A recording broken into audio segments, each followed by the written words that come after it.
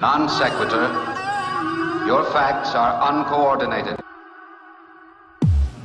Warning. The following live stream is intended for an uncommon audience. Those suffering from religious celiotitis, idiotic use of the word scientism, or geoplanetary flatardation are advised not to watch any further, as this could result in symptoms including feeling triggered, loss of wokeness, or the need to comment in all caps. However, if you think bold ideas are righteous, unique perspectives are gospel, and strong opinions are sacred, then we say hallelujah. This is Non-Sequitur. Never follow. And now, here are your hosts, Kyle Curtis and Steve McRae. Flame on. Wait, sorry, gotta open the file. There you go.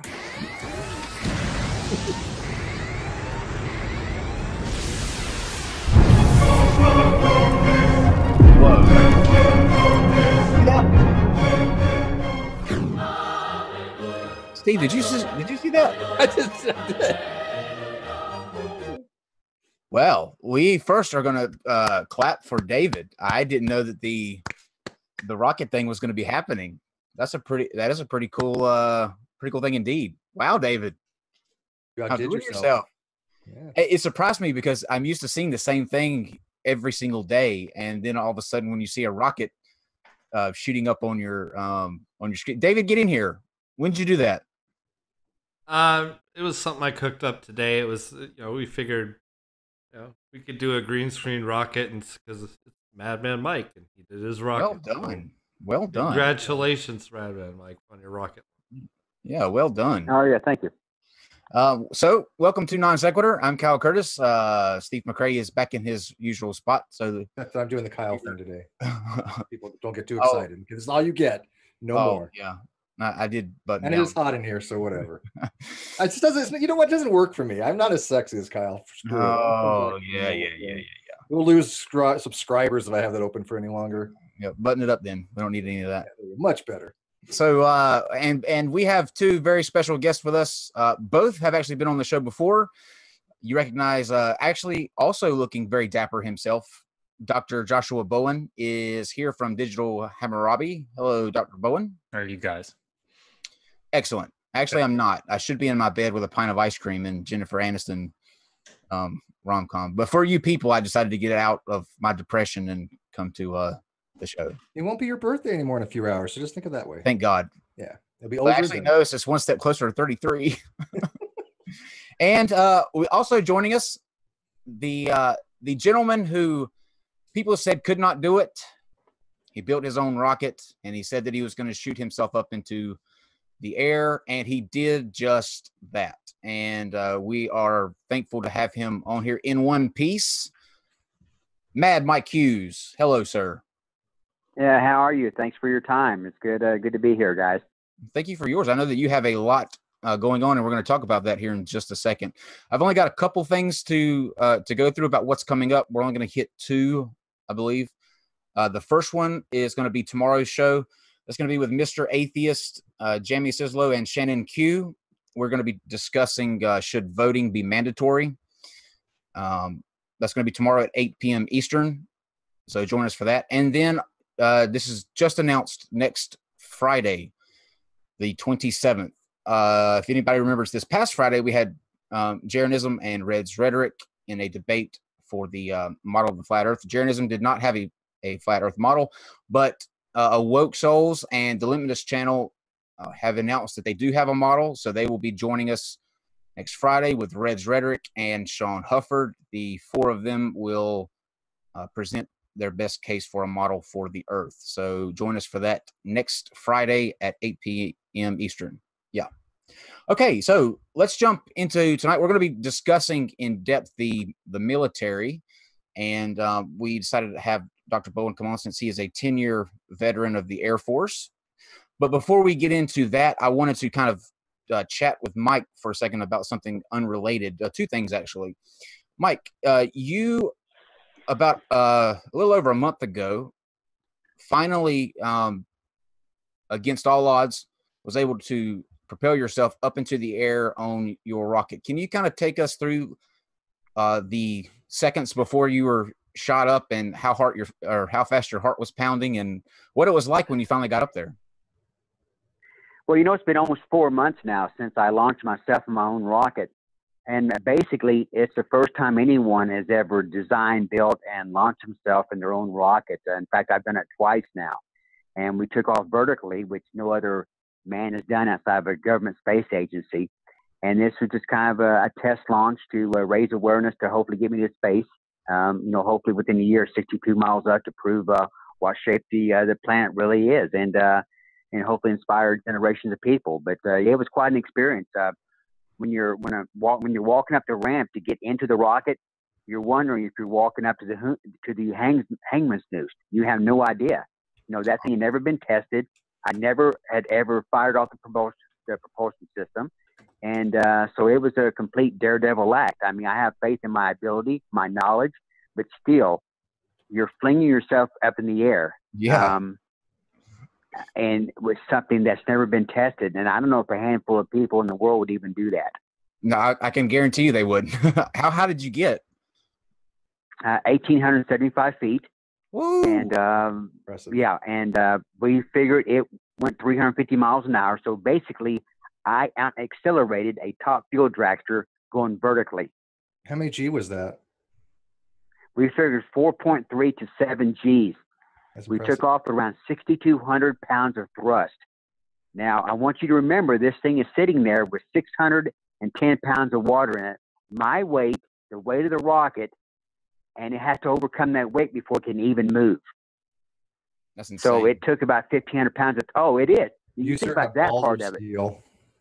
I'm a very Cojones brave of guy, steel. and I will roll the dice. Most people will not do that.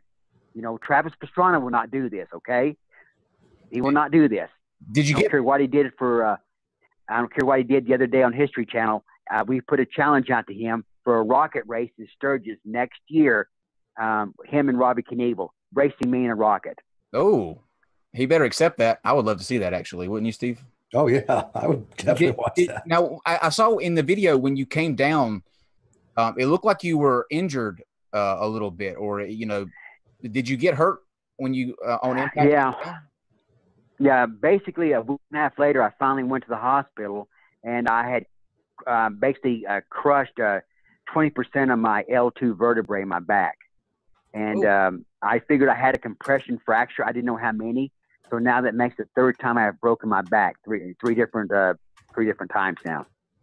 Okay, it might be time to retire from the Daredevil, and I think once you've gone 1,875 feet, you can rest easy for the rest of your life, don't you? Well, I don't. Yeah, I think I can claim to be the king of the Daredevils. Honestly, Yeah, I would say. How old are you, Mike? I want to go to space. I'm 62. Woo, that's incredible. Yeah, 62. That is incredible. Yeah. So as if that's not enough, let's move into real quickly your run for the governor of California. How's that shaping up? Well, it's just kind of slow because I'm just the only one working on it right now. I am in the general election. I have registered myself. I have placed on notice the Secretary of State in Sacramento and the voter register office here in San Bernardino about how I'm going to do this. And all of the major players in this, I'm going to eliminate them lawfully. Now, I will not discuss how I'm going to do it, but I know how to do it. And it's going to get pretty ugly for them personally. They will not be able to do anything. They'll plan to live underneath the bridge by the time I'm done with them. That's politics, though, ain't it? Yeah, it is. The problem is this state has been taken over by a bunch of liberal a-holes that has no business even in office. And most of these people are bar attorneys, which is the first thing I would do is eliminate any bar attorney from holding any office in this state. That's not going to make you very popular, Mike. I don't care. I do not like bar attorneys. They are foreign agents and they are unregistered. What party are you running for? I don't want parties. I will not be part of a club that would have me as a member. Okay, so you're running as independent. Yeah, just independent. No party. There's just no need for that stuff. I just don't see the advantage in it. Yeah, that makes sense. Well, okay. Well, what I'm gonna do, and actually, before I turn it over to Steve to introduce the topic tonight, you said that You have a CBS thing. CBS came and did a thing on you too, didn't they?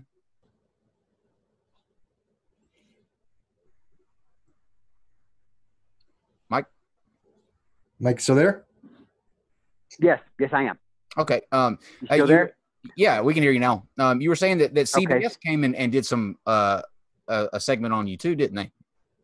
Yes, CBS Sunday Morning, which is a show that's been on for I think 40 years, came out and is already filmed. I will be, I guess, featured on a 7 to 8 minute segment within a month on that.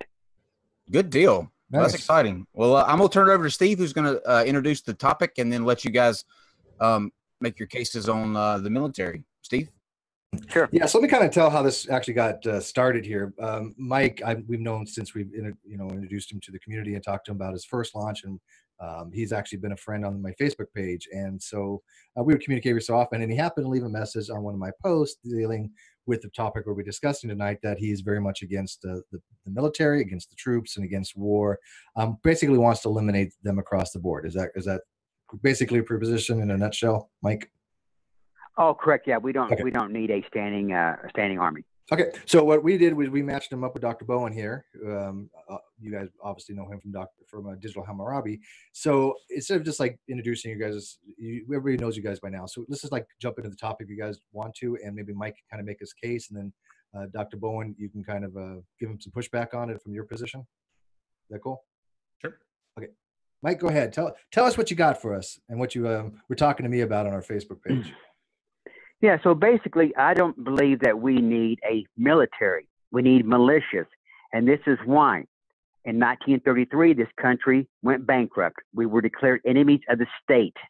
That means anybody going to war, they're not fighting for my freedom or anybody else's freedom. They are fighting and for profit for the military-industrial complex. It's what they're doing. And all these wars are just between actually governments. They're not between people. Do you think people in Iran want to attack us? No. The people in North Korea? No. The people in Vietnam? No. It's governments doing that, and it's all lies. And the people are dying over lies, and people are profiting from it. So I want to give you some examples. That has something called Operation Northwood, which the Pentagon, the Joint Chiefs of Staff, signed off on for attacking American. I hate to use the word American because they're just basically U.S. citizens, attacking citizens and blaming it on Cuba to get us into war with Cuba. That is a proven fact, which may be one of the reasons Kennedy got shot, because he would not sign off on it. He would not sign off on it. Now, you got to realize the day before 9/11, Donald Rumsfeld, another criminal which should be in prison, actually should be living in a hole underneath the prison, said that $2.3 trillion were missing from the Pentagon. Now, of course, the next day is 9/11, and this is never brought up again. But since then, I think there's $20 trillion missing. Now, where's this money? The Pentagon is the only black hole that I know of. When the scientists talk about the black hole, it's the Pentagon. We do not need the military. We don't need people going over and killing civilians in other countries and taking over resources, stealing, actually guarding the opium plants is what we're doing in Afghanistan, which Pat Tillman stated that the same gentleman got shot in the face that our government denied for months, if not years. It is absolute scam. All of it is a scam. It's all for profit. Do you want to just jump on that, Dr. Bowen, or I'm not quite sure where to kind of jump. The jumping in point on that is. Yeah, I don't know either. I mean, I guess I need to say at the outset, this is, I had a professor at Hopkins, and he used to sit back and say, "This isn't my field. This isn't my field." Of course, it was his field when he said it. So, but this really isn't my field. I suspect, though, that my experience in the military might be of interest. So I was 10 years in the Air Force. I came in when I was 17 years old as a slick sleeve airman basic, and made my way up to lieutenant before I started at Hopkins when I got out. So, I mean, I have some experience in the military. So I don't know really where to start here. I guess maybe I'll ask questions. So it sounds like this is, Mike, this sounds like an ideal state, maybe, that if in fact we could somehow get to a place where other government agencies, government leaders were not, bringing their troops to attack other countries or to threaten our country, then maybe in that ideal situation we wouldn't need a standing army. We could have a militia. But I mean, that doesn't seem like that's reality. And correct me if I'm wrong. So how do we, in that less than ideal world where we do have tyrannical governments that are ostensibly threatening other countries, how do we handle that as far as protecting ourselves and protecting our allies? Well, right now, sir, all the wars that this country, or this actually, let's talk straightforward. This is a bankrupt corporation. It's a foreign corporation. The United States is not a country. It's a de facto government. And the wars that they are fighting right now, and they are bringing young men into, is wars for Israel. And that is documented on the PNAC agreement from September 2000 that was authored and drafted by a dual citizen from the United States and Israel. His name was Paul Wolfowitz. And all these wars are Israel's wars, all of them. Israel is the true enemy of this world.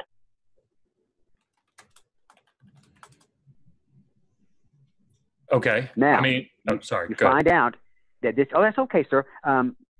Basically, what I understand, the budget for the defense per year is something like $260 billion a year.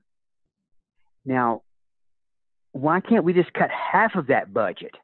Okay? And let's try to fix some problems here in this country. That's all we've got to do. And it's just everything goes excessively. I mean, do we need these new planes they're talking about? Do we need all this? We really don't. As far as I know, Iran has never attacked another country in its history. I don't know. I think all this stuff is fabricated. I mean, do you really think that squirrely dude over in North Korea was ever going to nuke us? There's no way in the world.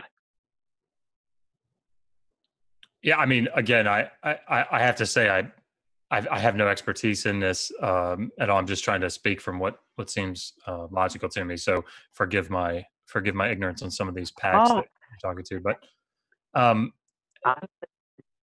go ahead. Sorry, Mike. Yeah. Mike, I think your connection is going out a little bit. I mean, I guess the thing that concerns me, sorry, while we're getting him back, the thing that that I think about as I'm sort of taking this in, and again, I'm sure that there are listeners out there that are far more educated in these matters. But I mean, speaking from my experience in the military, I don't know. I mean, I knew a lot of people in the ranks, and that's true that, I never knew anybody up at the Pentagon, and I never knew anybody in the White House. But I do know, at least as far as my senses could tell me, that there were real threats to the United States, and that's what we trained for, and that's what I fixed. I repaired aircraft, C-5s out in Delaware to support those missions, and I've been to Syria, so I know about, and I've been to Germany, and so I've traveled a fair amount, but I guess my concern is when I look back through. Yes. Oh, you're back with us, Mike. I think Yes, that's scary. Okay, we got you back though. Okay. All right. It's the government shutting you down, Mike. That's what it was. They were. Get the truth out, Mike. We know how it is, man. We get technical problems. You think we're being DDoSed. You know what's happened, guys, is I have Verizon, which was the best thing up here where I live in the high desert, but they put a new cell phone tower about 3 or 4 miles from me, and it has ruined my cell phone service. Oh, wow. It don't even make sense, but that's exactly what happened. It's been that way for 2 months now. So now that you're back, though, we needed some clarification because we're not sure. Yes. Did you say that as far as you know, is Iran never attacked anyone? Well, as far as now, there might have been some individuals from Iran, but I don't think it was a country. you don't know what kind of cells are in these different countries. But, let me put something really in perspective. And another gentleman told me this one day, and it hit home with me. When 9/11 happened, and so whatever planes or drones were flown into these buildings, and I'm not sure they wasn't military planes, is they blamed it on Saudi Arabia. Okay, they blamed it from these terrorists from Saudi Arabia. So why would the first country we go to attack would be Iraq? Wouldn't you think we'd go into Saudi Arabia? Does that make any sense to anybody other than me? I don't think that's how it played out, but maybe Dr. Bowen can address it. Oh, I'm sure that I can't. Well, because we didn't. Okay, then in 9/11, we didn't know who did it. I mean, obviously there was a lot of miscommunication, a lot of things going on, a lot of chatter. I think personally that one of the reasons we went into Iraq had nothing to do with 9/11 whatsoever. I think there's just a tangentially related stuff. I mean, we obviously knew where the pilots came from that went into 9/11. We have their information, we have their training, we know who funded them. That wasn't Iraq. It was not Iraq. So why don't we attack? You think we go attack Saudi Arabia? Completely different things, and I think you're conflating. Yeah. It's just nothing makes, once you start following the money trail, and that's what everything relates to now. You follow the money trail. At one time, I understand there was 3 times the amount of contractors in Afghanistan than there were soldiers. Why? Well, how about you answer? How about you guys answer this question? Because this is kind of going all over the place. And Dr. Bowman, sure. I'll let you go first. Maybe you support the troops. You believe that we should have troops, and Mike doesn't. Can you kind of tell us from your military experience? And I'm prior military myself, so I'm full disclosure. I'm very pro-military. Why you think we should have a standing army? I mean, I guess a couple of things. One. Sorry, every time I say this and I'm in a field that I don't have expertise in, I always sort of hedge my bets here. So I apologize for that. I could be convinced otherwise, right? But as in my experience and my logic, I'd be concerned about external threats, right? So let's say we demilitarize. Let's say we don't have a standing army. Let's say we just have militias. The world seemingly is a very different place, than it was in the late 1800s, and technology is far more advanced, and the range of weaponry. And I guess my gut reaction concerns would be, it seems like that would leave us extraordinarily vulnerable, and it would leave our allies very vulnerable as well. So I'd want to know how to address those issues without a standing army. Okay, Mike, what about you? I mean, he makes valid points, and I concur with that. I mean, what would happen if we did get attacked by some nation, or even just cells? What would we do to have our defend ourselves? Well, when was the last time that, we had someone attack our shores? Could that be because we have a military? Well, I just think that this country is a terrorist. And they're using the military, just like they're using the military as a strong arm. Everybody, just like these metropolitan police departments use their police departments to strong arm people. That's their law enforcement. And these people aren't even enforcing the law. It's the same thing to me. We're enforcing our will in other parts of the country. Let's get down to the Middle East, okay? Nothing we can do there is going to fix that deal. And I want to refer everyone to a gentleman named Roy Fanning. Roy Fanning did 2 tours in Afghanistan, from what I understand, and he wrote a book called Worth Fighting For. He got over there and found out these wars are bogus. They're bogus, just like Pat Tillman figured out. It was all bogus. You're guarding opium fields over there. It's what you're doing. And it's just absolutely bizarre, the money that's being spent. And only a few people is benefiting from this, and that's these defense contractors, Halliburton and these other people like that. Maybe Carlisle Company. To me, none of this stuff makes sense. None of it makes sense. Okay. So I hear you. I mean, and again, it's difficult for me to say yay or nay to those things because it seems outside of my outside of my range. But I mean, how, just practically speaking, I mean, what would we do? So if we demilitarized and all we had were local militias, I mean, the first thing that I think about, just sort of maybe pressing that question a little bit more, is I mean, if you have a militia, even the militias have structure, right? I mean, to some degree, it's not obviously to the same Yes. degree, but, so I wonder if over time, what wouldn't happen is something akin to what we have now. Anyway, I don't know that obviously, but so maybe that just goes back to my first. What would we do for national defense? Well, I think there's several different ways to maybe look at this, to attack it, to make a different plan. Because what's working, what we think is working now, isn't. And it goes back to something that's very simple, and that is, when is the last time you watched the evening news and they told about how many people were killed in battle that day? They don't do that anymore. They don't even allow caskets to be filmed being unloaded from planes, from dead soldiers overseas. They don't allow that. Then you do all this research and you find out, well, wait a second. Back in the Vietnam, they were actually smuggling drugs in the caskets of dead soldiers. That is a proven fact. The CIA had their own airline called Air America. I mean, they're using these wars for other things. It just, to me, it's total insanity. It's total insanity to spend $260 billion a year, and you had 800 people die on the streets in Los Angeles last year, homeless people, from malnutrition, from disease, from mental illness. There was a lady that died, homeless, 5 miles from me here 2 days ago. 3 o'clock in the afternoon, died, homeless person, from being from dehydration. It is absolute madness.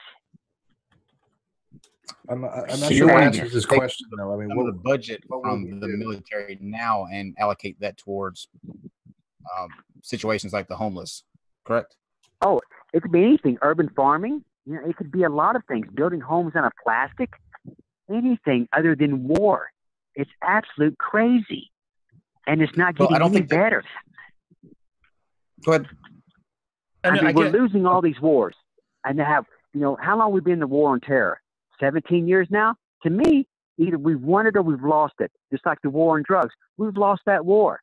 Okay, because we're allowing the drug dealers still to come over from other borders.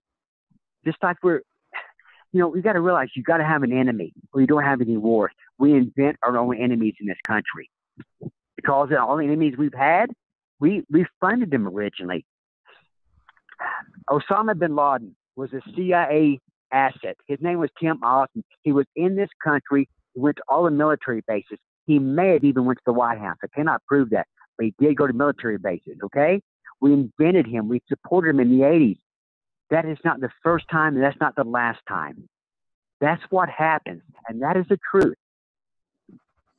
Well, did you say bin Laden went to bases? Yes, he did. His name was Tim Osman. He was a CIA asset.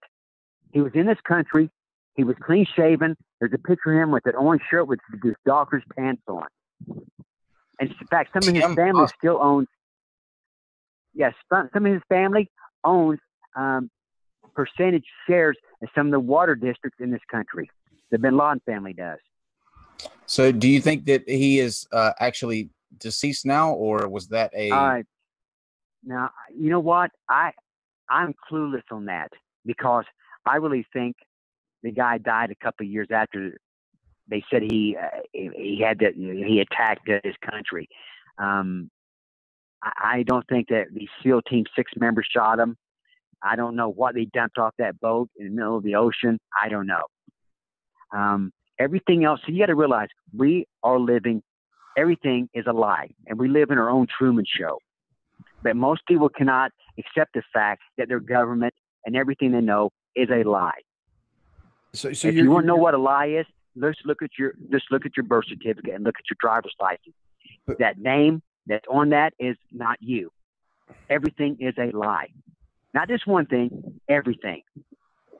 Well, what is that name? If it's not us, who would that name be? Somebody else's name? That name is That name is a legal entity. It's owned by the state, or it may be even owned by the Crown. The Crown is the 1 square mile inside of London. Is that what some sovereign citizens say, that the all caps name is a corporation?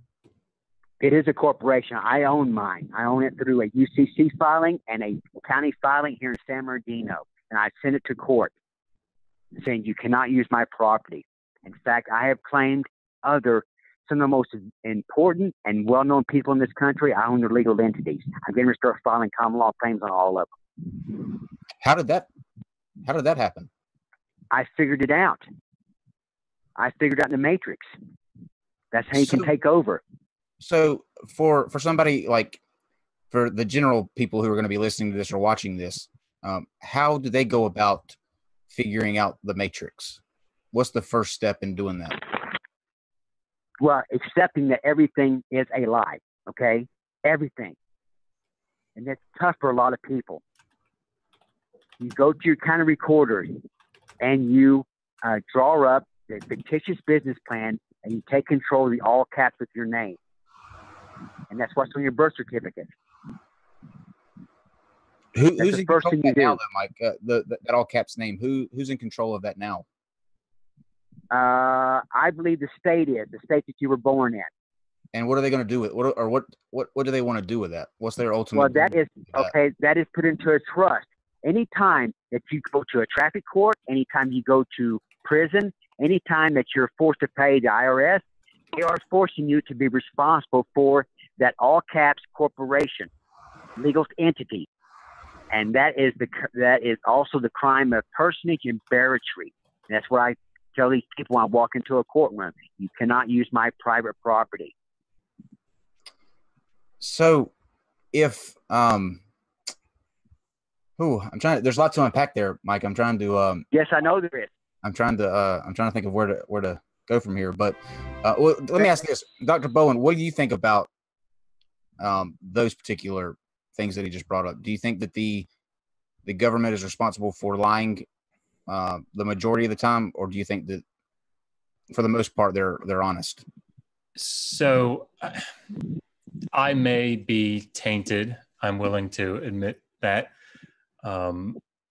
by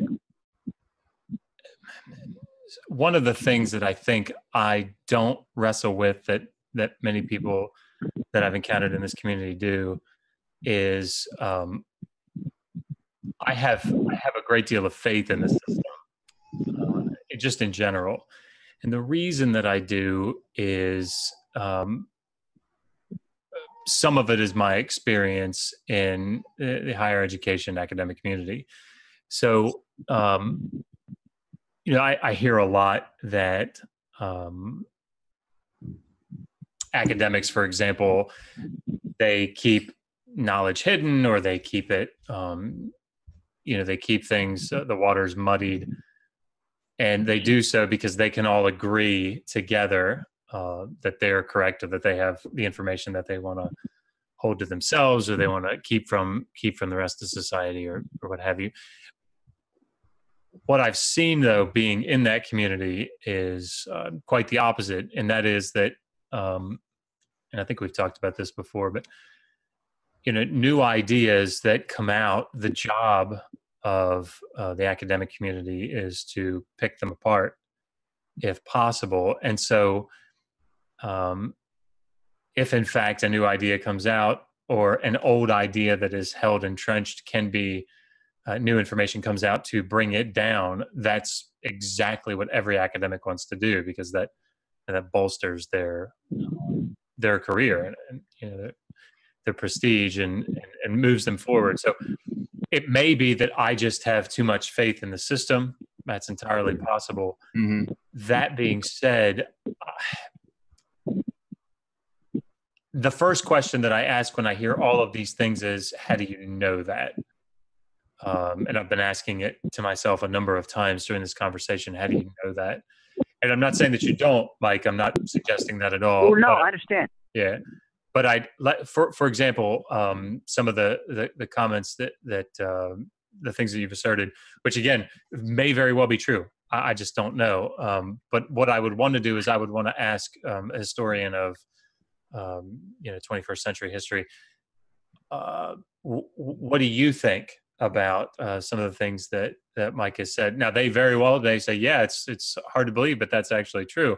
And I'd say, wow, that's great. I have to rethink all this. But those are my questions that I think to myself, how do you know that? What evidence do you have? What are these sources when you say things like, this is a fact that they're guarding opium fields? How do you know that? So, I mean, maybe that's just a good question to ask. Mm-hmm. Mike? Well, I tell you what, I would like for our other guests to contact Roy Fanning, and I can send you his email, and I've got his phone number. Roy Fanning is the one that wrote the book, Worth Fighting For. He's the gentleman that walked across this country, basically talking about how bogus these wars are, and of course for the memory of Pat Tillman. But no, I've never been in the military. I would never go to the military. I know it's been bogus before I even learned all this other stuff. But, this question, why is your name in any legal document in all capitalization? Why? I'm telling you right now, it is not a man or woman. It is not you. I'm telling you right now, because I've had court cases dropped, tickets dropped, and I've got a landmark court case right now going in San Bernardino. I will not disclose the name of the guy I'm going against, but I've claimed his legal entity. Well, let me ask you this, Mike. Is it the fact that is the all caps in any way important to the name thing? Like if they had it in not all caps, if it was just first letter of each name capitalized and the rest of them were lower caps, would that make a difference? Yeah, what Yes, prescribes it that way? What legally makes a difference? Well, actually, when you have, because a lot of people think it's still English because they can read it. It is not. It is actually dog Latin is a term. It is a B-based form of text is what it is. Anytime you see your name in all caps, it is not English. It is Can you explain that just a little bit more, Mike? It's not. Oh, it's not it goes. This show's not long enough, okay? To even, I'm just telling you, that is the basis. That is the start of the fraud. Now, if you want to talk about history and these wars and everything, all this history has been rewritten. All of it. And all these wars is just absolute bizarre. I couldn't believe it either when I got into all this stuff. I thought, there's no way all this stuff is a lie. All of it. But, think about it. They started the Vietnam War over a lie. 58,000 men and women were killed there, okay, over a lie. And what I understand, there's almost 1 million civilians killed there. What was the lie? The incident talking. The incident talking. But bring us back up to currently, all these wars is Israel's wars that we're fighting. It was all documented in the PNAC agreement in September 2000. Don't take my word for it, just research it. It was written by Paul Wolfowitz. And once George Bush took office, all those people joined him, and then 9 months later we had our new Pearl Harbor, which was 9/11. That's when all these Patriot Acts, FEMA, all this stuff was brought in. Let me ask you this question, Mike. If you have to go through like your everyday thinking that everything that you're told and everything that the government says and does is a lie, how do you decide, or how do you know what is actually real? Like how do you discern what is fake and what is not? Who says anything is real? We may all be living in our own Truman Show. That's what I told CBS they was here. And then what the guy asked me? The reporter said, "Who's Ed Harris?" Ed Harris was the guy running Truman's life. And I said, Ed Harris is in our brain. I would say that's in our mind. Whoa, that's deep. Yes, Ed Harris is in our mind. So how? Okay, so wait, would that? Sorry, go ahead. If I take that through to its logical conclusion, so Mike, would then I be part of that? For you? Like would I be? We're getting deep here. Okay, in your mind, okay, it's like I said, if you was in the military, and I do not want to take nothing else away from this guest. Our other guest is a very nice, gentleman. Okay? You can tell he's a very nice man. He's very knowledgeable, and I do not want to disrespect his 10 years of life in the Air Force. Okay, You won't none take of it this is back. against him. No, not at all. Okay, Go for it, Mike. Go ahead. That's the last thing I want. Okay, do not want to attack another man because it's not right. You know, but No, you're good. You're good, Mike. Go ahead. Okay, please, because that's the last thing I want a gentleman to think about me, because he seems like a very nice man. So are you, He's nice. He's a nice guy. Don't cry, Dr. Bowen. Whatever you do, don't cry. Just okay, because it's I don't want to upset the gentleman, but we're led down this path in our life, and the problem is it's the wrong direction. We're all taken by the hand, and we're all made to go to this public school system, which is indoctrination. And we're all taught this stuff before any of us can critically think about anything. We're all taught this crap, and then we're graded on how well we regurgitate it out. Now, how that's crazy. What's to what end though? To what end though, Mike? Like, what is the ultimate end game for them? Like, why are they telling us all of these lies and steering us in a particular direction? What's the end game that you think that they're trying to get at? Basically, this new world order where everyone is chipped and they got control of your banking system through your chip, where you cannot live without it. In other words, you don't pay your taxes, or your traffic ticket or speeding ticket, they just turn your chip off. That's what they want. They want everyone chipped. Can I ask about one thing? Because I do have a point of contention. Because you used the word indoctrination, and indoctrination is is actually having people believe something without evidence. When you're educating, when people are educators, they actually demonstrate things by things that we know. They share knowledge. That is by definition not indoctrination. Well, he's saying it is indoctrination because it's not true. The things that they're teaching us is not true. But that's a subjective evaluation of that, though. Yeah, that's one. Yeah, and to get back to, because I think Dr. Bowen kind of wanted to touch on this, and then we got sidetracked. You're promoting some kind of like ontological solipsism, where basically nothing else really exists but yourself. So this is the inner solipsism of solipsism, Steve. It's the inner solipsism of solipsism. Well, you know what it is? Finally works for something. But what they're doing in all this, what is he? Well, what they're doing, gentlemen, is they divide people. Everything's division. I don't care if it's black against white, Mexican against that, Trump against Clinton, Diet Pepsi against Pepsi, the Packers against the Philadelphia Eagles. Everything is made divided, especially Republicans and Democrats, liberals versus conservatives. All of it's like that. All of it is. And they do that on purpose. They do that on purpose. Remember here a while back when they were tearing down all these Confederate statutes and whatever, and then they said they pulled off the thing with General Lee and that show with was on in the 70s because it had the rebel flag on the roof of the car. Yep. The Dukes of Hazzard. No one talked about. Oh yeah, the Dukes of Hazzard.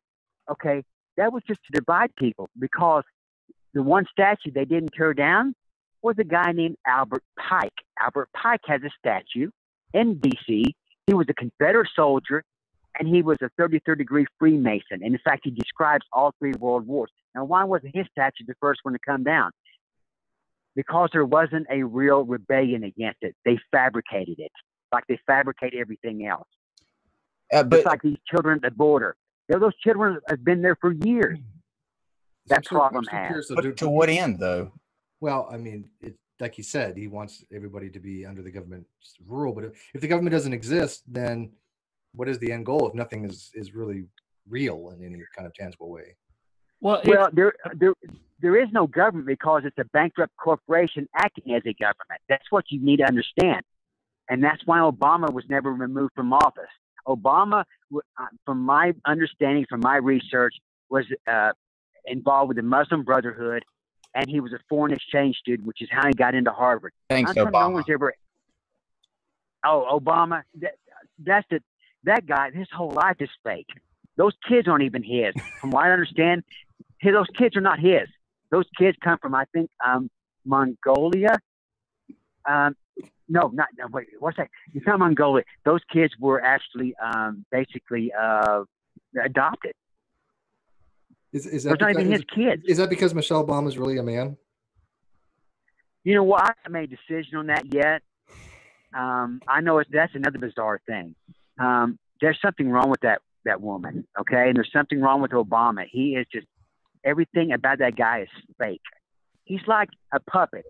Okay, he's like a Muppet. Remember the Muppets on TV? They got someone got their hand stuck up their butt and they're working their mouth. Well, that's what it is with Obama. His whole life, someone's had his hand up his butt, operating his mouth. And it's the definition of Obama, which his real name is 🀭Support. Can I ask what you That's think why he of went Trump? back to college. I mean, do you think Trump? I mean, I'm the first one. Okay. I'll fully say it on air. Trump is a much worse president than Obama by every metric. You think so? But do you think that Trump is some puppet as well, or do you think he's a real president, or I don't know? Well, he's the CEO of a corporation. The United States is a corporation. It is not a country. Okay, it's de facto. Trump, I know too much about him other than background. I'm kind of biased against him. I thank goodness that Hillary was not voted in. I cannot believe 50 million people voted for that criminal. I cannot still believe that. People thinking Hillary Clinton. Now, this is how bizarre it is. People actually thought Hillary Clinton is a Democrat, a bar attorney from Harvard, and Ted Cruz, who is another joke in Texas, a bar attorney from Harvard, who's married to a Goldman Sachs executive. It's the two people should have been running for president. That's how stupid it is in this country. Well, see, I don't blame these people anymore. I blame the people voting for these idiots. what do you think about? I've never voted for anybody. What do you think about Bernie? I think he was a plant, and I think he got screwed in the very end. I agree with him on the last or part. a tree? I think Bernie got screwed. I'm going to agree with Mike on that particular point if I can. Yeah, I think he got screwed. Yeah, sure. Let's go. With that. Just like Ross Perot. That kind of guys. Ross Perot was our last hope. Now, do I think he was squirrely looking? Yeah. Ross Perot was pretty squirrely. Was our last you know what, hope. Ross Perot? You ask Ross Perot a question, he's going to give you an answer. Yes, sir.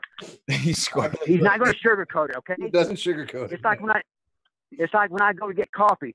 Do not ask me if I want a chocolate drizzles and whipped cream on my coffee. I'm not a girl. I do not want girly things. Okay. Mm-hmm. I'm going to tell you exactly the way it is. Mm-hmm. See, and that's what's happening in this country. Everything's just watered down. Girly. And Ross Perot was our last hope, and he was forced down. What about he was threatened? Do you see any other politicians that could be the next? Me? Well, of course you, Mike. We, but other than you, because there's got to be more than you. There has to be other. Name one. Name one. I couldn't. Dr. Bowen, do you have any? I think Gary. If I had to vote, I would have voted for Gary Johnson, the guy from New Mexico. Yeah, I like Gary Johnson. He's all right. Fair enough. He seemed like he's okay. Do I know his whole background? No. I know that he vetoed 750 bills that was in front of him. I know he likes when pot. He was governor. He likes pot. He likes pot. Yes. Do you smoke? I did research that. Do you smoke, Mike? No, I don't. But no, I do not. I don't like that feeling. But I do believe in CBD oil. Okay. All right. So I believe we like the stuff everything out of hemp. You like the stuff that's 10 times more potent than actually smoking pot. Right? Yeah, you want 100 times. You want the concentrated stuff. You want the good stuff. Well, I think one of the answers to our society is hemp. We can make blue jeans out of it. We can make car parts. We can make concrete out of it called hempcrete. It grows in all 50 states. Yep. That's true. They're starting to. We do not need after you're done wearing them after a period of time, right? Hempcrete's supposed to be really good. They're doing houses out of them. They're doing houses with it. Mm-hmm. That's true. So I tell people, we have all the answers to fix all the problems, except there is no money to be made in fixing problems, only managing them. Does that make sense? It does. I think we would agree there. And I think we would agree with that. Yes. Yeah. But let me get hold on one second, Mike. Let me get Dr. Bowen here because he hadn't spoken in a while. We want to make sure that he's still with us. Are you still with us, Dr. Bowen? I am. I'm quite content. Nothing to add? Well, I mean, if I don't know, I'm happy with the way the conversation is going, but I guess if we want to talk about the military, if we're trying to get back there. So if in fact the federal government is corrupt, let's assume that for the sake of argument, militias are then run by local governments, right? So are the local governments not corrupt? Do they not stand the same chance of becoming corrupt? How does that work, like in your system? Well, all local governments are corporations also. All these municipalities, they're all corporations. you got to incorporate everything and bring back the common law, which is the true law of this land. So all these people that's acting as police officers or sheriff's deputies, they are also part of the fraud because they're extorting people to make their paycheck. Bottom line, they're extorting people. But it's just like they are being indoctrinated to think these codes and ordinances are the law. They're not the law. Just like when people go into the military, they think, hey, I'm fighting for our freedom. I'm doing this. And dude, you're not doing nothing but fighting for profits for the defense contractors. That's what you're fighting for. Well, can I interject there? Because I was in the military too, and I got to tell you, we did a lot more other things than fighting. Even though I was in the Gulf Wars and Desert Storm, Desert Shield, I did 3 tours, 3 Gulf tours overseas in the Straits of Hormuz. But I got to tell you, we did many other things. There was law enforcement operations. There was different functions that we went to for political reasons. There's a lot of things that go on in the military than just war, humanitarian efforts, things of that nature. And I'm sure there is. Yeah. I'm sure there is. But just remember this: even Adolf Hitler had friends. Okay, that doesn't mean he's a good guy. It doesn't mean he's doing the right thing. So, I think his friends were forced to be, though, don't you, Mike? Yeah, I don't know if I liked him voluntarily. I don't think they were voluntarily friends. I think they were kind of forced to be. Yeah. You know what? I never thought about that. That may be true too. See, that was in my own reality for a second. I don't think they had a choice there. Go ahead, Dr. Paul. So does that mean? Sorry, I'm trying to think of how this would work out practically. So obviously the people that. So sorry, Mike. So how long you say this has been going on? This government corruption. Civil War. Civil War. Civil Okay. War. So does that mean that? Let's take me for example. You don't know me, so I could actually be a really bad guy. But if I tell you that I'm actually not, and when I was in, and when Steve was in, we genuinely thought we were doing good for humanity and good for the United States. When people like me and Steve are the ones that would ultimately come to, if we stayed in and we made rank and, we would be the ones that would ultimately be the generals, we'd be the admirals. So in your system of understanding here, in this construct, what do we at some point become? We'd have to become the bad guy at some point, right? We'd have to say, because the people that have been in charge since the Civil War, are no longer living. Does that get passed on? Is there some sort of how does that work? Practically? Because that's a pretty, I'm just thinking about this, trying to, play devil's advocate, I suppose, here. No, I understand fully. And believe me, I do not have all the answers. I don't spend my life, every waking hour figure out how to fix the military. That's not my main. Right now, I'm trying to get to space and doing other things in my life, and run for governor. It's just that's one of the things that needs to be approached because there's different ways to handle this. You just seem to have read a lot about it. I was just curious if you. Oh no. When people get involved, it's like teachers. Okay, say if you're a high school teacher, you've been doing it for 20 years. You're thinking, hey man, I've got a good job and I'm doing the right thing. I'm helping these kids. And the thing is, you're teaching lies. None of the stuff is true. None of the history you're teaching is true. The English has been bastardized over the years. What else you want? If you're trying to teach science, who knows if the science is correct? They don't even teach you about Nikola Tesla in school. That's probably the smartest guy that's ever lived. Certainly wasn't Einstein. If anybody who's kind of studied any kind of engineering stuff has learned about Tesla. Now, as far as electrically, probably now they do, yes. But I never heard him when I was in school. That name never came up. I did, and I grew up in the 80s. I read a lot. I used to love that kind of stuff. But I also wasn't really much into electronics and electricity back then. Right, too. right. So I was familiar with the topic. The sad thing is this is what happened in my life. I spent most of my life racing. That's what I liked. I liked hanging, going and traveling. But then I started thinking, this is more to life than this. And I started questioning things. I started researching everything I possibly could. And, and I said before, I'm not an expert in nothing, not even launching rockets. And I'm probably the top amateur rocket guy there is in the world. I don't know who's better than me or more knowledgeable, I've launched more humans than even Elon Musk has. So you can't be a dumbass to do that. It's just that, we live in a very complex society. But I don't think we was ever meant to live in a society like this. I think it's supposed to be much simpler. Is it technology? Is it the automobile? Is it the government? I can't give you all the answers. It's just that what we're doing now is not working. Nothing's working. Nothing. Mike, can you think of a period just in your reading? Can you think of a historical period that you would look back to and say, that's when they got it right? Before you answer that, Mike, let me read off a couple things to go ahead and get them out of the way before they clear off. Chocolate drizzle is turning the frogs gay from Galveston Island. I think that was for you, Dr. Bowen, because it says, "Did Megan put chocolate drizzle on your coffee?" It sounds like the voices in Russian Vid's head, and then there's one more, and then you can answer that. That's funny. Actually, there's quite a few that we've had. I have a whole list of them.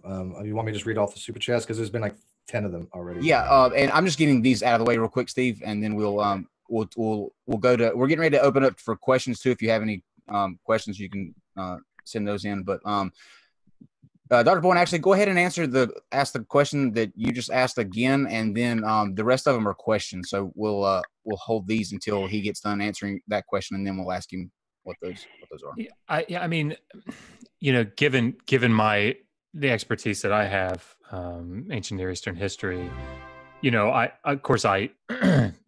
study periods where there, wasn't this advanced technology, much to the disappointment, I think, of people that would argue that there was advanced technology.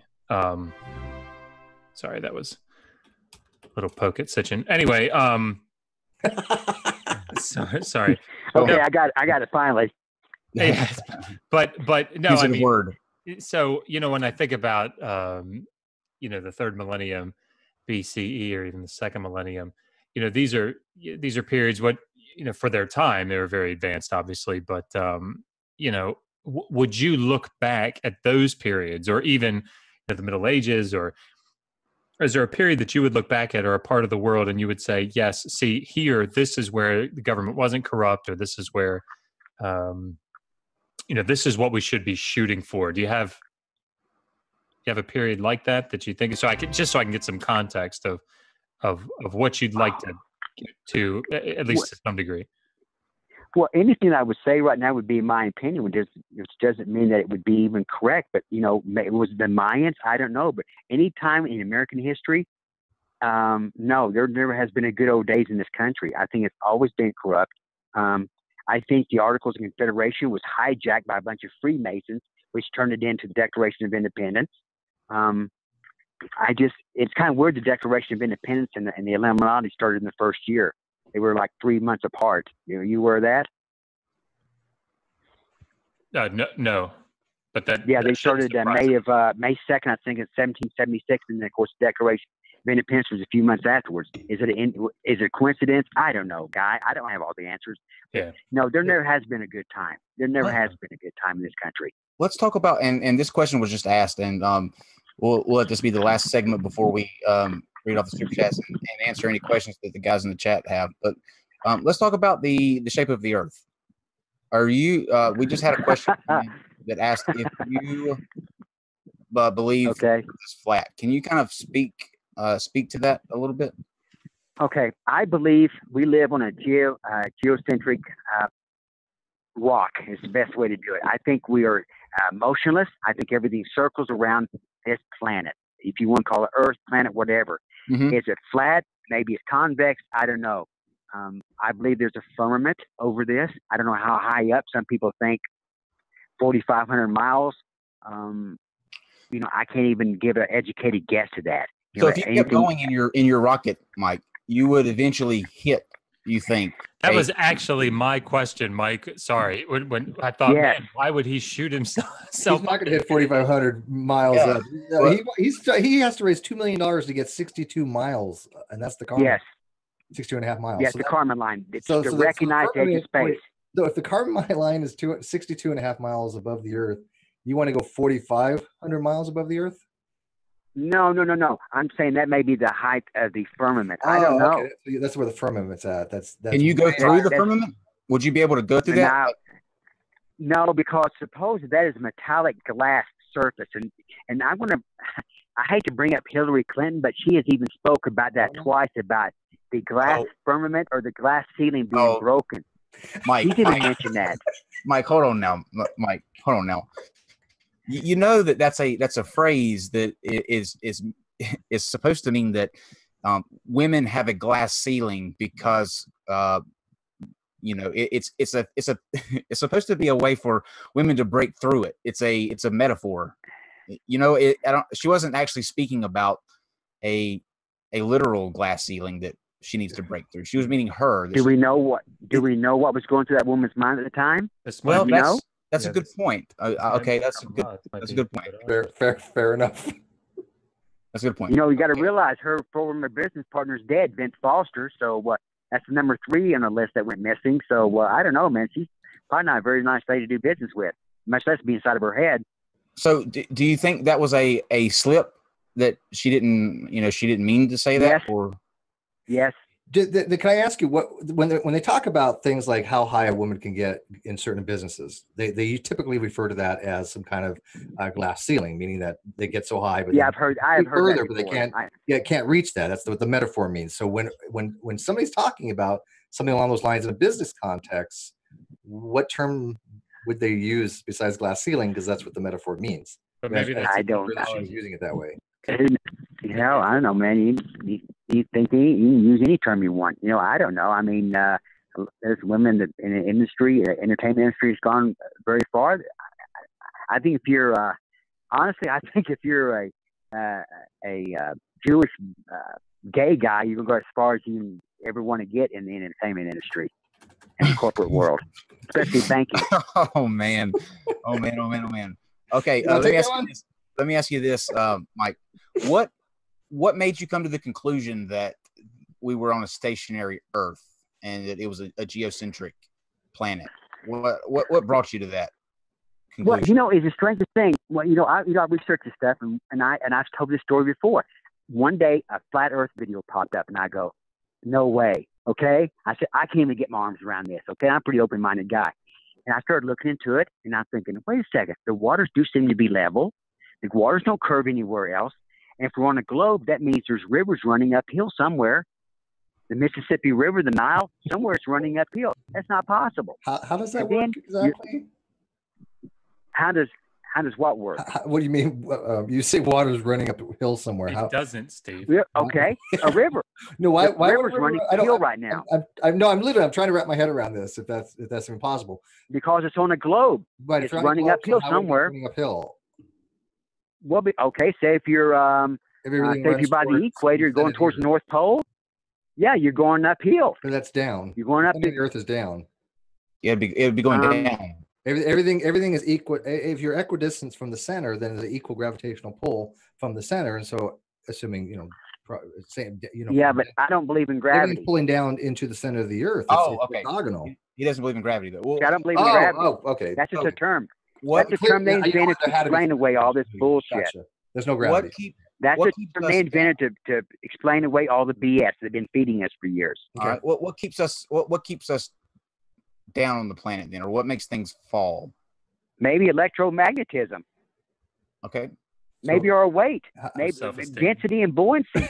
There's all kinds of things. Well, let me ask you this because this is great. I actually enjoying this. Weight requires gravity because that's what weight is. It's gravity times. No, it's not. But it's density.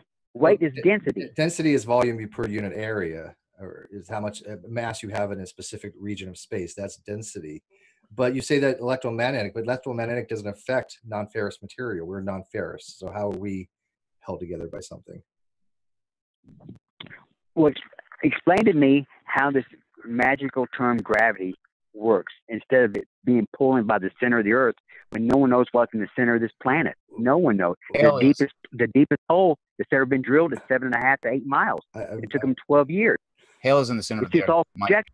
Yeah, that would take several hours, like you said before, with explaining something. I know exactly. We would probably get into several hours of general relativity to explain that properly. Could I ask, not to derail this? So, Mike, I'm just curious because yeah. you've used the word Please firmament. don't derail this conversation. Yeah. It's okay. That's funny. I'm glad he said it. Mike, You you're got all right. balls of steel. You can talk about anything you want. Yeah, You're all right in my book. You know You're that? all right. Yeah, man. You know, I'm a guy. I'm just a normal guy, and I got 4 cats, and I just want the best for everybody. For everybody. Well, we want the best for you too. Go ahead, Dr. Bowen. What were you gonna ask?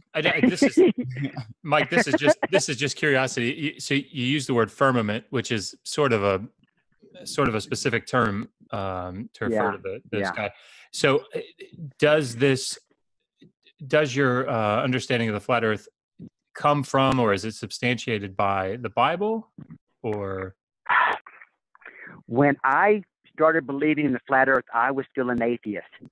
Mm-hmm. I've read the Bible through 5 times, start to finish. I started studying it in 81. Am I an expert at it? No.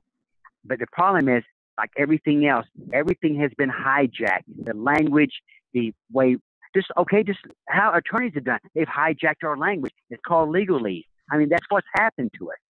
Okay, so what is in the Bible today is probably not what it was in the National Standard Bible, and it was originally written or thought of or whatever. But it brought me back to believing there was a creator, is what the flat Earth did. Now, do I have all the answers? No, I do not. But I do know that a gyroscope will always find its level when you're in an airplane. A gyroscope always is, because they are mechanical, not electrical. And that's one of the biggest things with these airplanes. If you're going down, you have to tilt the nose every 5 minutes to go around this globe. Then it should show up on the artificial horizon, which is a gyroscope, and it does not. Why would pilots have to tilt it every 5? I mean, I'm not a pilot. I don't play on TV. To stay around the curve, Steve, so that it doesn't. Yeah, you go on the curve. But we're grading on the curve, buddy. I play Microsoft Flight Simulator, and quite frequently I happen to like the game, and so I kind of get the concepts. But when you're flying level, right, you don't need to make any adjustments. You're flying level, perpendicular to the Earth. And so obviously, Microsoft's lying. Well, I'm not a fan of Bill Gates, but that's as far as I want to go there, okay? Because he's for bringing the population down to 500 million. Checkmate. And he also owns 500,000 stocks in Monsanto. So that's 2 things I really don't care about Bill Gates. I thought you said socks, Mike. Yeah, Monsanto. Well, Monsanto also, Monsanto also at one time was involved with nerve gas. I will agree with you that Monsanto is a evil company. I can't speak to the. Do you think the nerve gas thing? But I can agree with you that Monsanto is an evil company. Yes. On that. So Bill Gates owned about 500,000 shares of stock. So at one time, I don't know how much he owns now. So I don't know, man. I just anybody that's at a high level of power, to me, has got to be involved with the program. Even Trump. Trump is sold out to Israel. Israel is the enemy of the true American people of this country. Well, it used to be a country. I guess that's my question, though, Mike. Sorry to sort of bring it back to the military. So, if in fact, let's say we could do away with a standing army and we went back to militias. Well, how about just have a reserve army? Everybody's in reserves. Why not that? But wouldn't we still have? Sorry, we just got what is that thing called? An Echo, and she was just telling me she wants to go out on a date on Friday. I think couldn't really tell. Anyway, I have no idea what I was saying. Mr. Atheist's Amazon thing is racist. So wow, I don't have to deal with that. Yeah, we got enough to deal with. But so if we could, you're the man, Mike. You're the man. I'm the man. You are the man. Go ahead, Dr. Bowen. I'm sorry. No, it's good. I feel like my questions are somewhat superfluous here, but yeah, I like this guy. Go ahead. You all like him. Everybody likes him. He's a nice guy, man. Nobody dislikes him. Why is that? Will somebody hate this guy? Come on. We need one adversarial person. Ben the Baptist doesn't care for me, so I was back to back. Okay.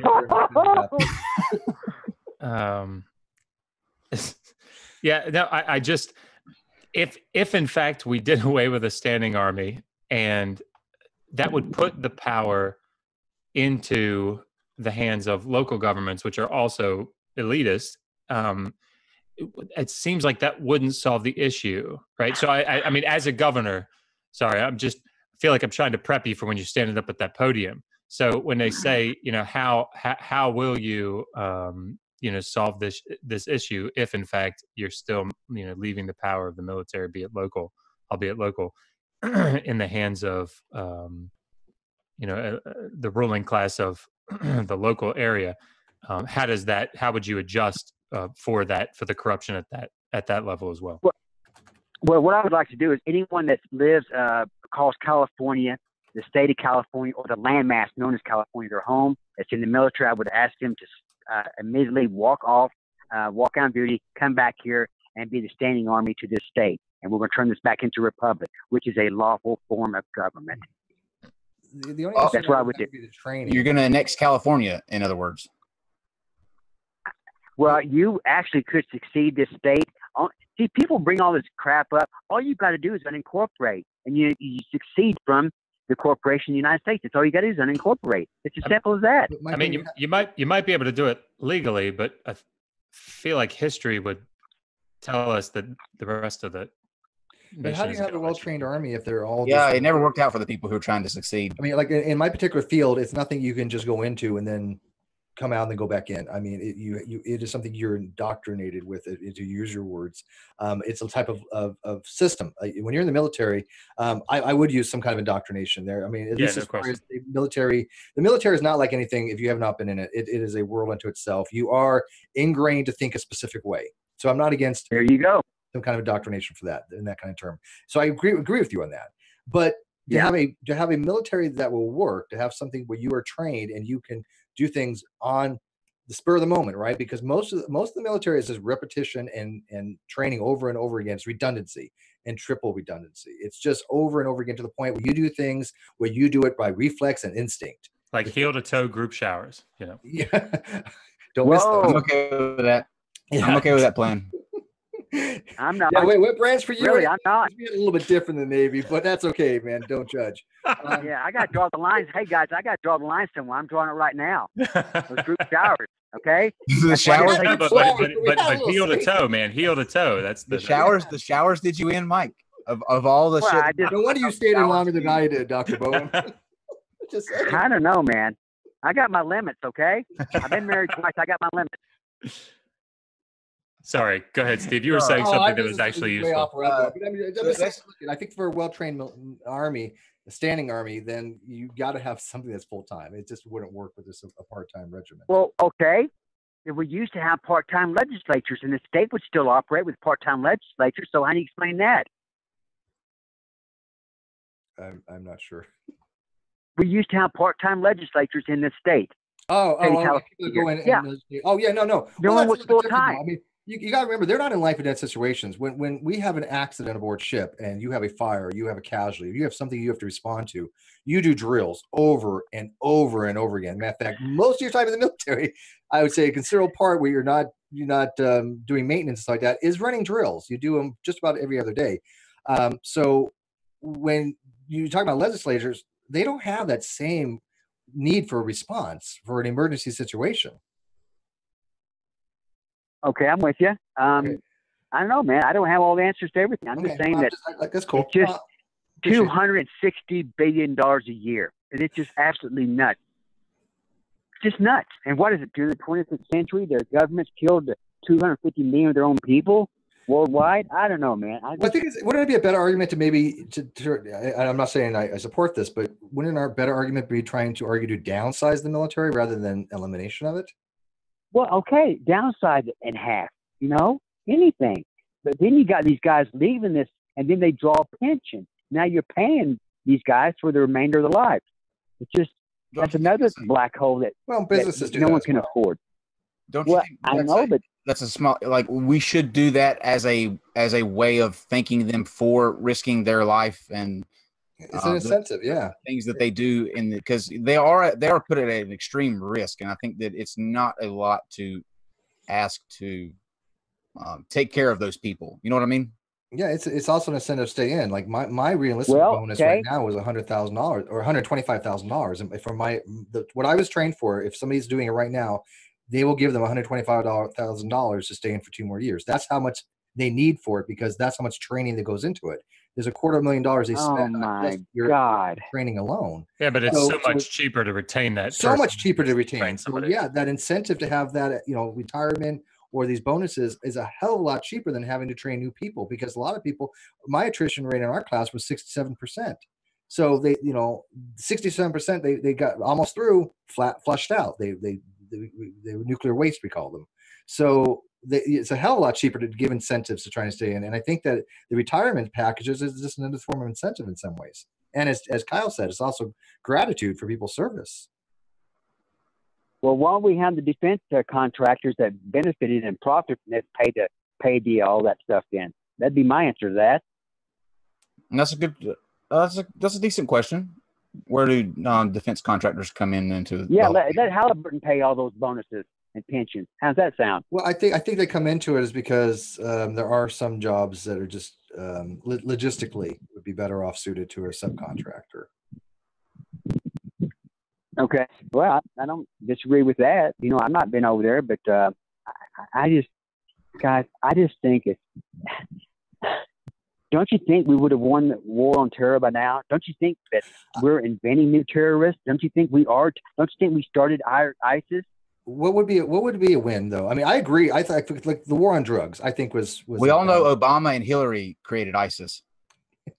Well, I mean, it's funny you mentioned that, but I mean, correct me if I'm wrong, Mike, but one of your narratives that you're putting forth, you do believe that, like, literally when you said it, Tim Osman was Osama bin Laden, trained from birth to be a CIA operative and then put in that position, correct? That's the I never said trained from birth. I cannot say that. I don't know that for a fact.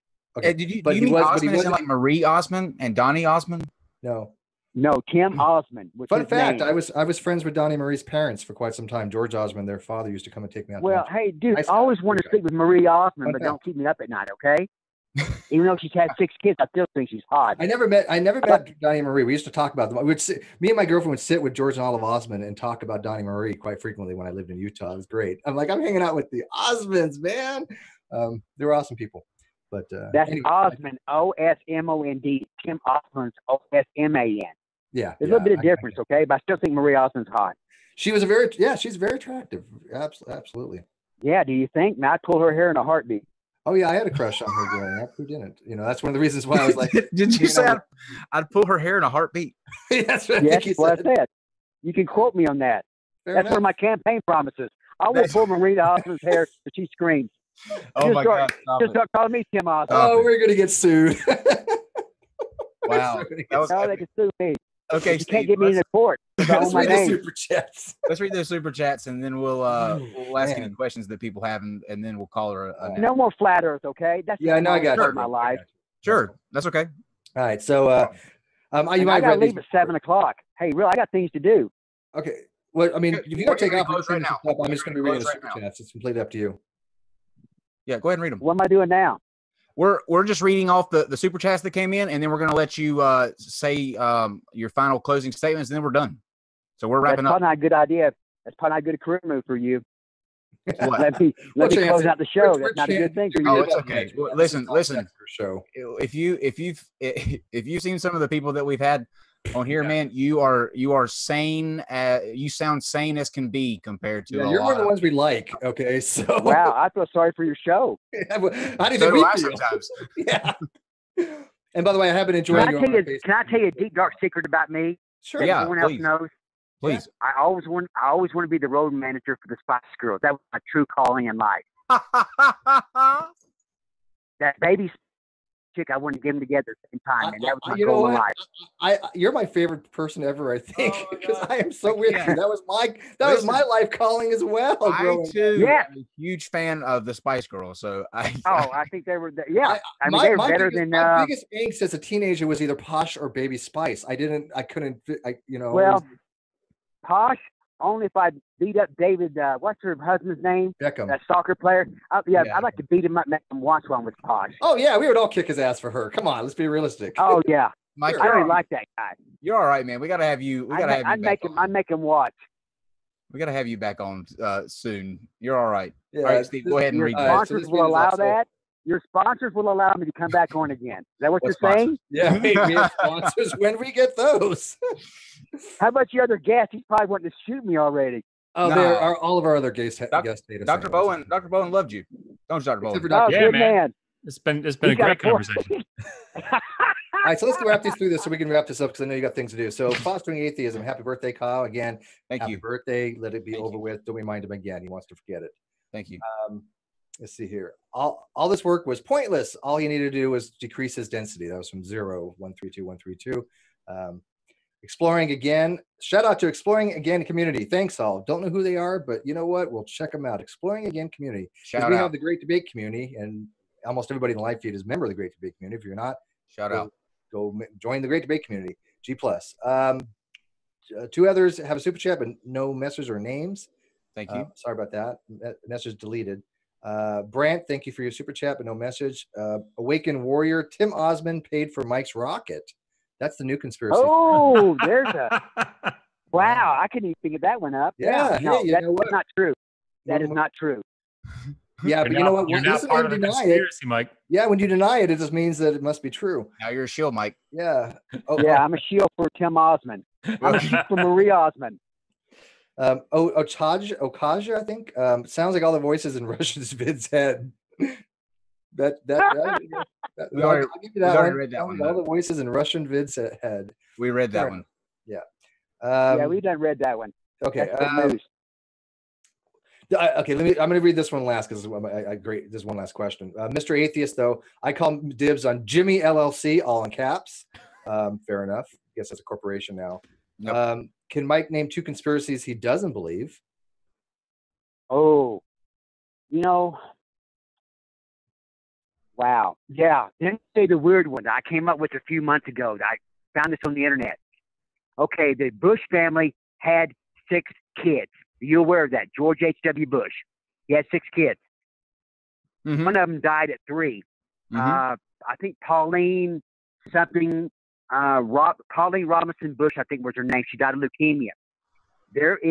Some people think that Hillary Rodham Clinton is the reincarnation of the 3-year-old that Oh, died. see, that's the one that I believe is true. No, I'm just kidding. You're kidding I'm me. totally kidding. Somebody's going to take me out of Really? context. No, I don't believe that one. No. No, I've never heard it before. Okay, so now the other one is Barbara Bush. Some people think that Aleister Crowley, the famous Satanist, is her father. That's interesting. We'll have to. You know what? We know Because some people from the Church of Satan. We'll have to ask them that.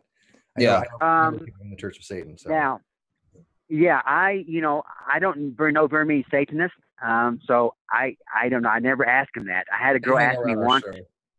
Yeah, we know. They quite a do they really? Oh yeah, no, we've I had had him on. We've had Darren I had a Deicide on, and we're going to be having what's his name? Nocturus. His first name is Eric, but he's a bishop in the First Church of Satan. He's going to be coming on. Clovis, Whoa. I think his name is. Yeah, we know a few. of them. Well, hey, what about that Aaron Raw guy? You had me. Oh, we don't let talk Aaron. through that No, I'm one just night. kidding. No. Yeah. Aaron's not a Satanist. He's been on many times, but he's Yeah. not a Satanist. You He's sure? Positive. Yeah, I'm pretty He sure. doesn't. He's an atheist. Yeah, he's not, Yeah, dude. I can tell you right now, he's he's not pretty enough to be a Satanist, as he says. Yeah. Yeah, I had a But he girl does ask dress me well once that enough. really? Yeah, Well, he dresses he snappy speaks very well. He sounds very intelligent. because he's a smart guy. He's very smart. Yeah. Oh Very- yeah, it's very evident. That's a smart man. Yeah. Mhm. I got and mentioned. I got mentioned on my Facebook by somebody who decided to get back into like academia and stuff because they mentioned me, Arn, and Dr. Richard Carrier in the same quote, and I was like, wow, it's humble to be, even mentioned in the league of those two because those two You men can are. learn a lot from Arn for I sure. may not agree with all of them, but you don't have to agree to recognize somebody as brilliant, right? But anyways, let's read this Exactly. last question. This is actually to Dr. Bowen, so that's why I saved it for last. What is the most memorable stunt that you have ever pulled? And this is directed to you by their request. Stunt. By 0132 132 666 was his super chat. What You is the used to be a most stunt memorable man, remember? you've ever pulled? I bunny hopped on my bike when I was 10 and busted my 2 front teeth out. Wow, you're crazy. You're Oh. crazy, man. Yeah, no, Crazy I man. think Mike's got you beat on the size Yeah. of the balls. Well- a little bit, yeah. Yeah.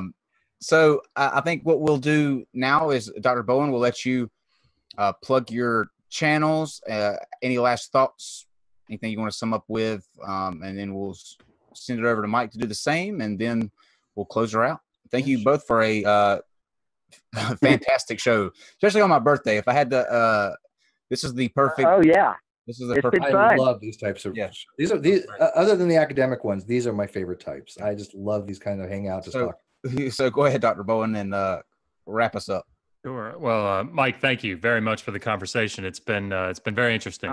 I must say. Oh, you're welcome, sir. I wish you the best. I really do seem like a nice man. And I wish you the best in your race. I look forward to watching it. Yeah, me too. So we are, my wife Megan and I are Digital Hammurabi, and we put out a lot of materials on the ancient Near East, ancient Mesopotamia, ancient Iraq. We also do a lot of biblical stuff. I'm doing a long series now on Old Testament textual criticism. So please go check us out. Subscribe to us. We have a Patreon page that we just put up. We are raising money now to send our first PhD student on a summer research project, hoping to do that next summer. So please donate. It's a really good cause, and Patreons get to vote on the summer research project that they want to see done, and which scholar they want to send. So anyhow, Digital Hammurabi. I guess that what I would say is sort of bringing this all back together is I tend to, like Mike, question everything. I do it maybe a little differently. But the thing that I would say in all of this is I would want to look at the data, right? So I have no expertise. I really don't have any expertise in 21st, 20th century politics and the history of war in the 20th century.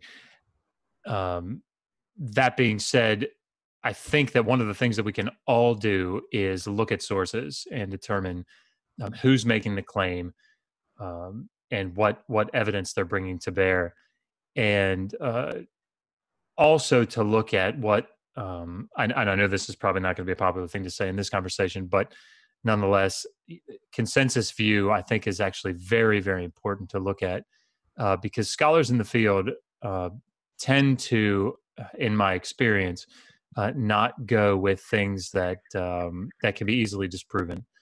And so I'm not a big conspiracy theorist, and I guess that would be my contention here, is to look at what are the sources, what's the evidence, and why is it that the majority of people in the field don't subscribe to these views. But I'm always happy to learn and to listen. And Mike, I think this has been actually a really enlightening conversation and given me some things to think about. So thank you.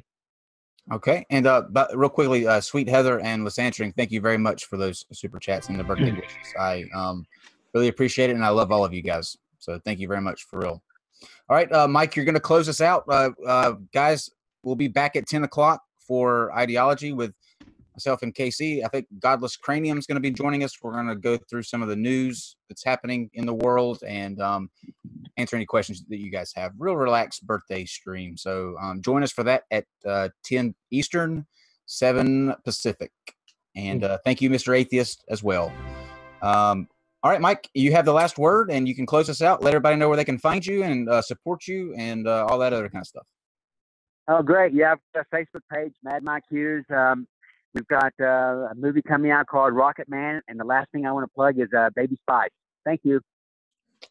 Okay. Go Baby Spice. And thank you, Caroline Clark, too, very much. Well, that's going to do. Is that really all you wanted to say, Mike? That's all I want to say. Okay. We appreciate it, Mike. And yep. Once again, you've been leaving fantastic comments on my Facebook page, so please continue.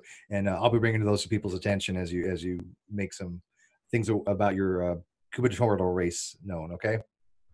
Sure.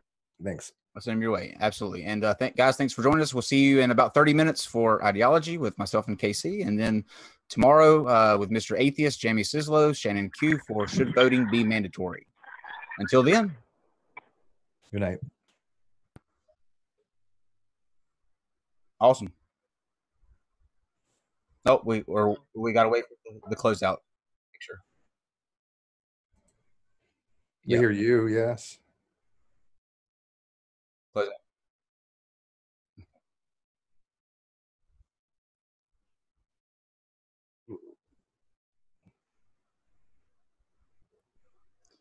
that was that was everything.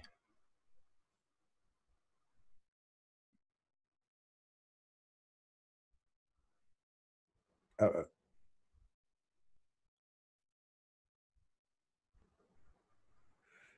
we off?